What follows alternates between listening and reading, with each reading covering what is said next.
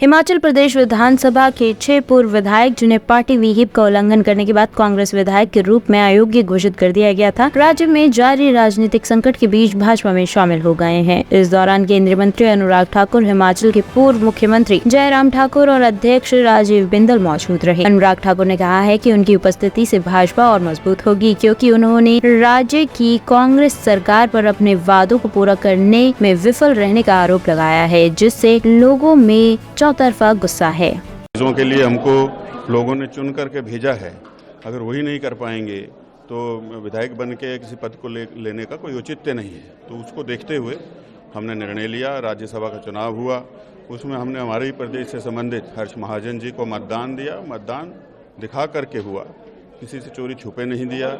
हमें पता था कि परिस्थितियां क्या बनेंगी। आज स्वेच्छा से सभी लोग भारतीय जनता पार्टी में शामिल हुए हैं और भारतीय जनता पार्टी के कार्यकर्ता के रूप में काम करेंगे।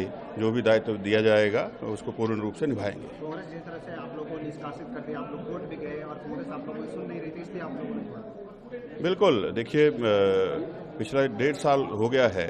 उस 1.5 वर्ष में प्रदेश के अंदर ऐसी परिस्थितियां हैं, लोगों के काम नहीं हो रहे। जब यहाँ कुछ किसी को कहा जाता है तो उसकी सुनवाई नहीं होती, और जब जहाँ व्यक्ति के आत्मसम्मान को ठेस पहुँचे उसकी सुनवाई ना हो, ऐसी जगह पे नहीं रहना चाहिए।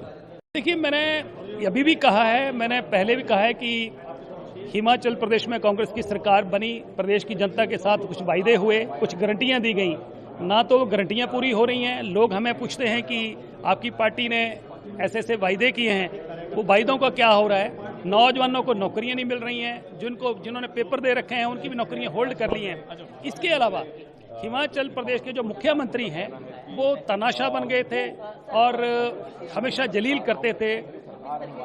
विधायकों के चुने विधायकों की सुनाई नहीं होती थी। वहाँ सरकार जो चल रही है विधायकों के माध्यम से नहीं चल रही है।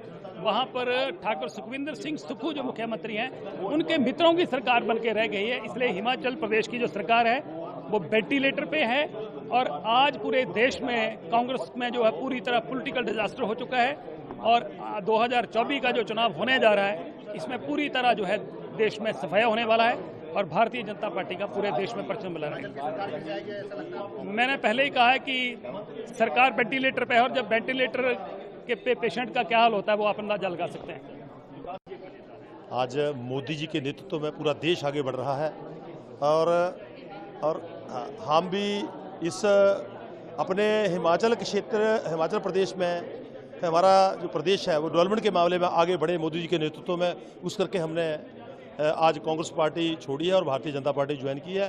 और किसी पद के लिए हमने ज्वाइन नहीं किया, हम कार्यकर्ता के रूप में काम करेंगे। हिमाचल में जिस तरह आप लोग कह रहे हैं कि कांग्रेस पार्टी आप लोगों को सुन नहीं रही थी, जो वादा करके आए थे वो निभा नहीं पा रहे थे, इसलिए आप लोगों को छोड़ा। इसमें तो कहने की बात ही नहीं रही कोई भी, क्योंकि प्रदेश अध्यक्ष उनकी आपके सामने जो कांग्रेस पार्टी के प्रदेश अध्यक्ष हैं उन्होंने कहा है कि यहाँ कार्यकर्ताओं को अनदेखी की जाती है, यहाँ जो चुने हुए प्रतिनिधि उनकी अनदेखी की जाती है। ये तो बताने वाली बात ही नहीं रही कोई भी। क्या हिमाचल की सरकार गिर जाएगा, ऐसा लगता है आपको आने वाले दिनों में? ये तो आने वाला वक्त तय। हिमाचल की सरकार तो जाएगी, ये तय जाएगी। अब ये कितना टाइम लेती है ये पता कोई नहीं, क्योंकि वहाँ आपने देखा। तो मैं सारी बातों की एक बात कर रहा हूँ कि पूरा देश मोदी जी के नेतृत्व में विकास की ओर आगे बढ़ रहा है, तो हम भी चाहते हैं कि हिमाचल भी आगे बढ़े, उसमें भी वहाँ ज़्यादा से ज़्यादा इंडस्ट्री लगे, हमारे लोगों को रोज़गार मिले। और हिमाचल सरकार के बारे में मैंने पहले भी कहा, ये तो मित्रों की सरकार थी और बहुत जल्दी जाएगी। ने संक्षेप में जो घटनाक्रम बताया है, इसके पीछे जो पेचीदे लीगल पैरामीटर्स हैं उनके ऊपर ध्यान देना और उनके ऊपर आगे आने वाले वक्त पे विस्तार पूर्वक चर्चाएं होना मेरे हिसाब से बहुत ज़्यादा ज़रूरी है। जहां तक हम बात करते हैं राज्यसभा के इलेक्शन में, within the constitutional rights guaranteed to us, जो एक माननीय विधायक को जो राइट दिया जाता है कि अपने कॉन्सेंस के हिसाब से वोट करना, हमने तो सिर्फ उसी राइट को जो है हमने कहीं ना कहीं यूटिलाइज करा था। हमने प्रदेश हित में हिमाचल की हिमाचलियत को बचाने के लिए माननीय हर्ष महाजन जी के जो पक्ष में जो है ये वोटिंग करी थी।